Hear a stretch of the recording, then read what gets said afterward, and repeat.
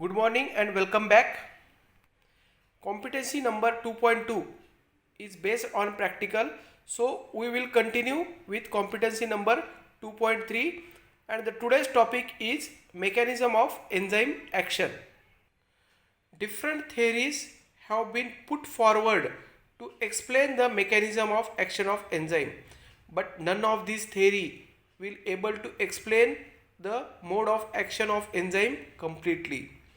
Each theory tries to explain the different aspects of the enzyme action. So we will learn about these different theories, out of which first theory is lowering of activation energy. This theory states that when enzyme is present in the reaction, it lowers the activation energy. So you should know what is meant by activation energy. Activation energy is defined as it is the amount of energy required to convert 1 mole of substrate from ground state to transition state. Now what is transition state? Before conversion of substrate to product, the substrate absorbs energy and reaches a high energy unstable state which is called as transition state. This figure shows the energy levels. The red dot shows the energy level of substrate, black dot shows the energy level of product, whereas the peaks represents the energy level of transition state. From the graph it is clear that the energy of the transition state is always greater than energy level of the substrate. So if we want to convert the substrate into product, we have to supply energy from outside. This is the theory says. When we supply energy to the substrate, the energy level of the substrate increases and it reaches to the transition state which is unstable, and from transition state it is converted into product which has low energy state. So from the two graphs it is clear that when there is no enzyme in the reaction, at that time the peak of transition state is higher, whereas if enzyme is present, at that time the peak of transition state is less. That means in the absence of enzyme, the transition state is achieved at high energy level, but in the presence of enzyme the transition state is achieved by the same substrate at low energy level. The difference between the two peaks is nothing but it is the decrease in the energy of transition state. Below I have given a example of sucrose. If we want to hydrolyze a sucrose, there are two methods, one by acid hydrolysis and another by enzyme hydrolysis. Here enzyme is sucrase. If we hydrolyze a 1 mole of sucrose by acid, we require 26,000 calories of energy, but the same sucrose if we hydrolyze with the help of enzyme sucrase, we require only 9,000 calories of energy. So this is the difference in the energy because of presence of enzyme. Hence this theory states that enzyme lowers the activation energy. Now the next theory is Michaelis-Menten theory. In 1913, Michaelis and Menten put forward a theory called as enzyme substrate complex theory. This theory is very simple. This theory states that enzyme combines with substrate to form temporary enzyme substrate complex.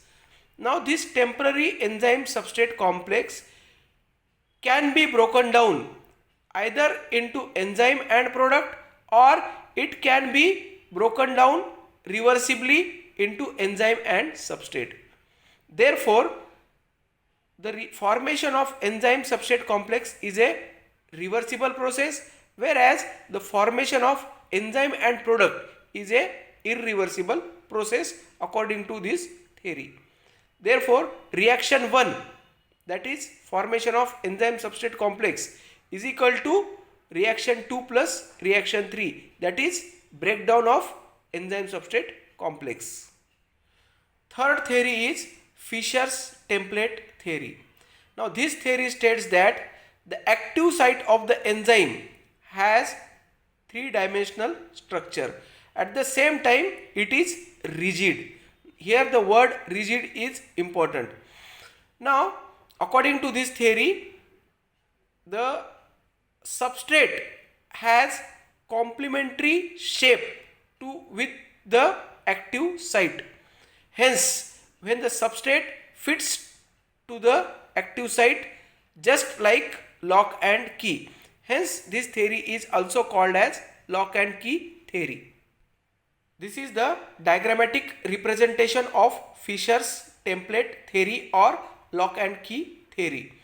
So, active site is shown on the enzyme and the substrate bears exactly complementary shape to the active site of enzyme. Hence, the substrate fits into the active site just like key fits into the lock. But instead of substrate, if a substrate like compound or substrate analog is there which has slightly different structure from that of substrate, it cannot fit properly at the active site of the enzyme. So this is about Fischer's template theory. This theory has some disadvantages. First and important disadvantage is it does not explain the flexibility in the active site of enzyme. According to this theory, the active site is rigid, but it is observed that when actual reaction takes place, then at that time scientists have observed that the active site undergoes conformational change in its shape. But this, according to this theory, the active site is rigid and its shape does not changes. So this is the disadvantage of this theory.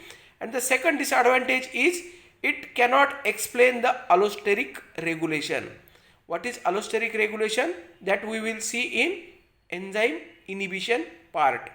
So these are the two disadvantages of Fischer's template theory. Now the fourth theory is Coastland's induced fit theory. This theory just overcomes the disadvantage of previous theory. According to this theory, the active site of enzyme is flexible. Very simple. In the figure I have shown you, the active site of the enzyme has no complementary shape with that of substrate. But when the substrate binds at the active site of the enzyme, the active site of the enzyme shows conformational change in its shape to accommodate the enzyme more properly.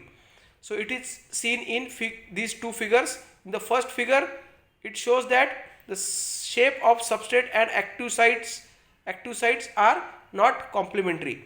But in the second figure, it is shown that the active site undergoes conformational change and hence the substrate can bind with the active site more properly, or binding is proper. This slide shows the same thing. Active site of the enzyme is flexible. Conformational changes occurs at the active site of the enzyme when enzyme combines with the substrate. Advantages of Coastland's induced fit theory. The disadvantages of Fischer's template theory are overcome by this theory. So advantages are, it explains the flexibility in the active site of the enzyme which is actually observed by the scientist during actual catalysis. And second advantage is it can explain allosteric regulation. As I have told you, allosteric regulation can be studied during enzyme inhibition. There are still many theories are given in some books. but these four theories are important. So we have completed these four theories of mechanism of action of enzyme. Thank you very much.